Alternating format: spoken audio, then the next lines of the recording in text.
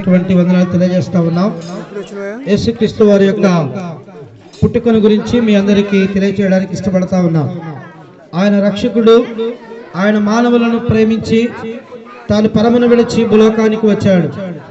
ఆయన సర్వాధికారి ఉండి సర్వశక్తిమంతుడై ఉండి మానవునిగా ఈ భూమి మీదకి వచ్చి మనందరి పాపదోషములను పరిహరించుటకు క్రీస్తు ప్రభువారు ఈ భూమి మీద ఉద్భవించాడు సంగతి తమందరికి తెలియజేయడానికి దేవుడు అవకాశం ఇచ్చాడు.